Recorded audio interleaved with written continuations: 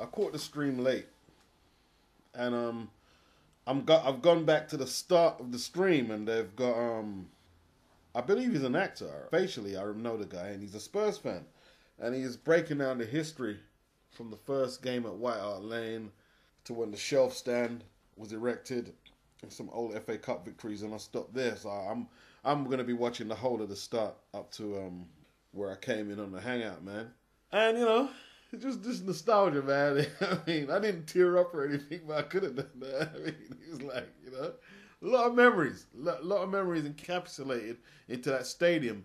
That's the neighborhood's professional football club.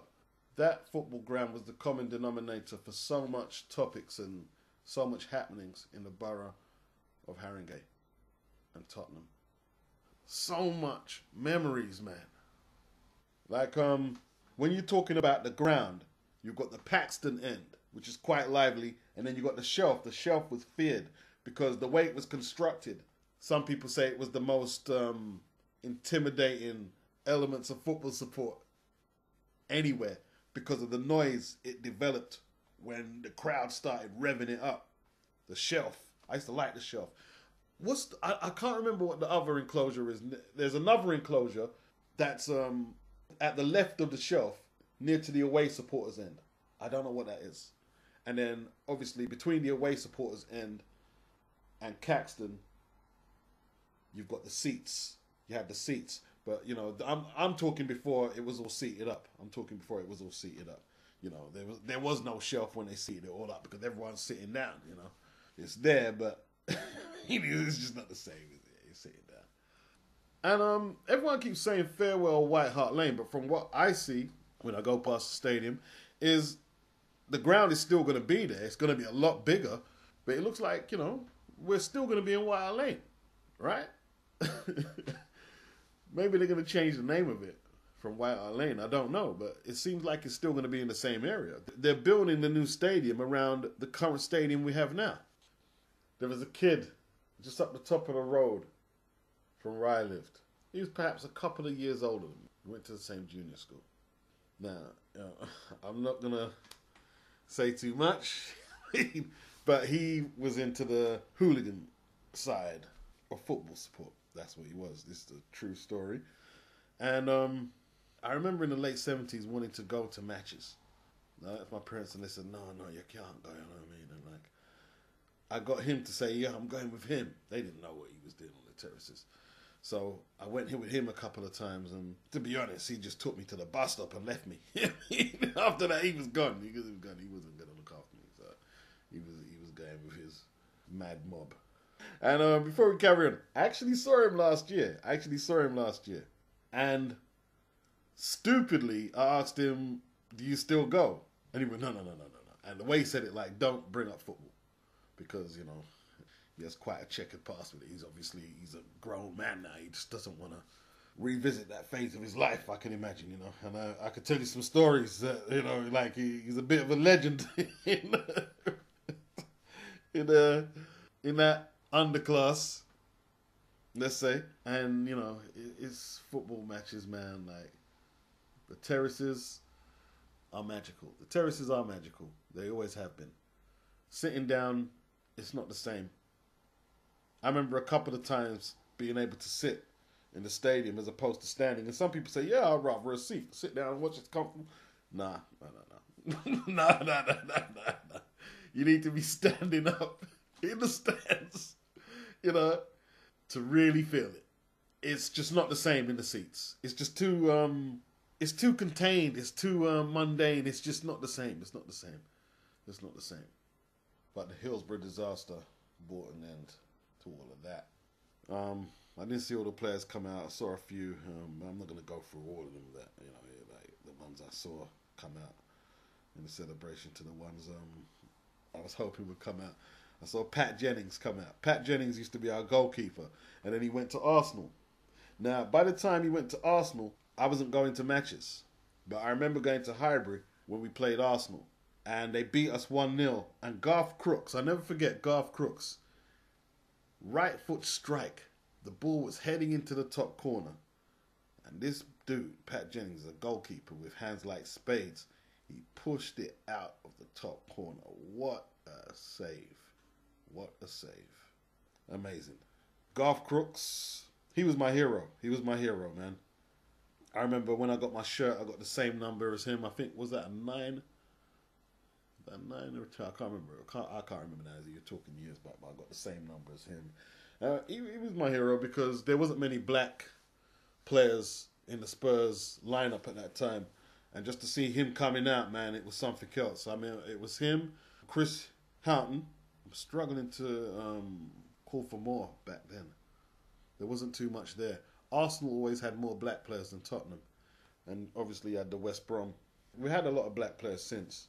And there has been periods when we've had quite a lot of black players. Like, oh, I tell you what, man. When Ledley King came out, tell me Ledley King didn't get the biggest reception. And he's a black player. Tell me he didn't get the biggest reception. Like, Ledley King was a defender. And he read the game so well. He was one of them players that, you know, when you have him in your lineup, you feel like it's more secure, that you can just let your players play and do their thing because Ledley King's there. But basically his knee wore out. I don't know the full extent of the injury. His knee wore out. So it came to a stage he could only play one game, then he'd have to be rested. So he could play once every 2 weeks or whatever. And he'd have to ice up his knees. And I tell you what, he would have been one of football's legends. We probably wouldn't have kept him if he was fully fit. A Spanish or Italian team would have took him from us probably anyway. In all honesty, he was that good. He was that good. I'm not sure if Sol Campbell came out, another black player, one of our legendary defenders. We had some good black centre-halves in Ledley King and Sol Campbell. But Sol Campbell went to Arsenal. I could never forgive that. The day he did that. And I met him in a club, you know. What did I mean? I met him in a club one time, man. And I asked him, I said, how could you do that to us, man? He started laughing and walked off. And then they had some of the old players come out. Like Joe Kinnear. I don't remember Joe Kinnear. He's from the 60s. My mum, when she used to talk to me about Spurs, because my mum's not into football, but she knew I was, and my team's Tottenham. She talked about Joe Kinnear. And I see him come out. You know, I'm still look all right. I'll full head of hair and everything. And Terry Dyson, old players, he came out. And then when Glenn Hoddle came out, he got massive reception. He might have probably got a bigger reception than Ledley King. Maybe not much more though. And basically, genius. Just footballing genius, man. His passes. You've never seen passes like that before, man. Even today, 30 to 40 yard passes, pinpoint on your foot, ball control, volleying. His striking a bit. I was behind the goal when he scored that goal against Nottingham Forest, man. And that volley, man. And then he done another one against Man United, man. Hoddle was the shit, bro. And that goal he scored against Watford. was just like that, man. And this country, you see this country? They rarely used him. There were people coaches in Europe baffled how Glenn Hoddle only got so little caps in the England squad as he did. They didn't understand it. They couldn't understand it. But this is what this country used to do to talented dudes who were kind of individuals and used to think out the box. They snuffed them out for more functional players. That's what they did. Even today, they do the same thing in management. Like, they didn't give Harry Redknapp the gig. Harry's a little outspoken, a bit of a Cockney wide boy. So they weren't having that. They weren't having that. Brian Clough didn't get the gig either. And they wonder why they don't win nothing. So talented. Hoddle was just too talented. He was a talented coach as well. He was the England coach, but he lost the gig because he started talking about some cult belief. And he said handicapped people are basically paying for their bad deeds in a previous life. And he lost his job because it was untenable for him to stay. But just so talented, man. So talented. Like when he went on to become a coach, I can't remember what club. Was it England or another club? But Dennis Wise was there, and a former player. And he was mad at Hoddle in this news article. And he said, basically, Hoddle doesn't realize that most of the players ain't as talented as him. So when he's telling them to do certain things in training, he's not taking that into account. He was just too advanced. He's so good, man. Too advanced. Gary Mabbott, man. I remember watching Gary Mabbott. Very good defender. Very, very, very reliable, good defender. I remember he came from Bristol City. I don't have to look that up. I don't think it was Bristol Rovers. I think it was Bristol City, man. And he was such a good defender. Always reliable. Until he got into that clash with Justin Fashanu, man. Like, I don't know what Fashanu was playing at. Now, Fashanu was a big dude. And he was a physical player. And he was playing with Wimbledon. Now, if you knew British football, Wimbledon were a very uncompromising team. They used to play the long ball game. And they would do anything it took to win, basically. They had a lot of physical players in there. Vinnie Jones, Fashanu, amongst others, who always went very hard for challenges.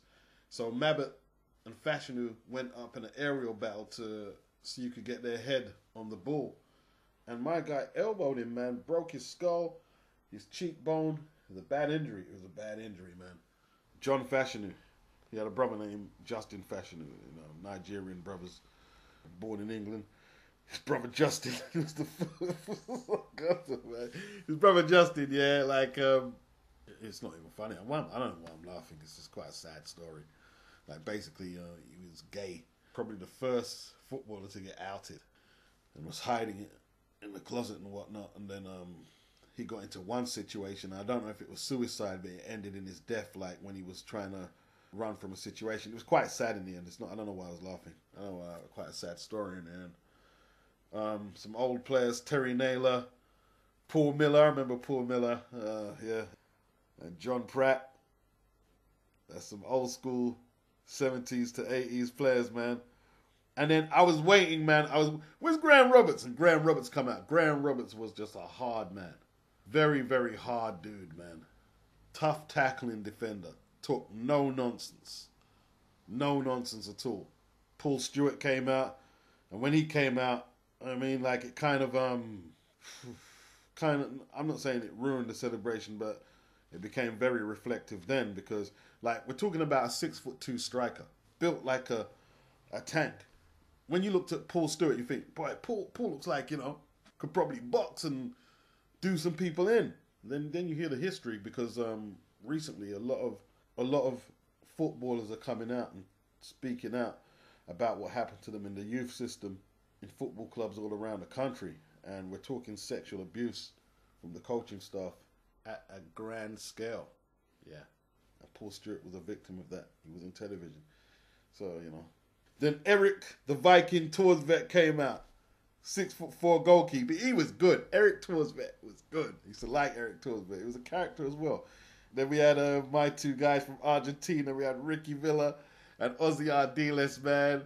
Wow. I'm telling you, man, when we got them Argentinian dudes in the team, we didn't win no league trophies. We've never did that since I've been supporting. It's not our thing.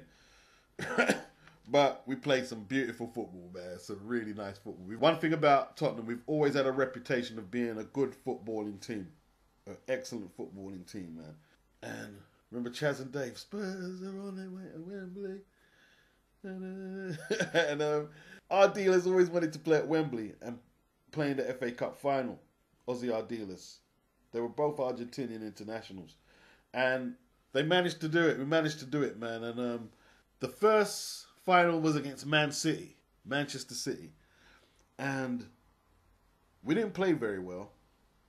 And it was 1-1. And Ricky Villa had a bad game. And they took him off before the end. And he walked off in disappointment.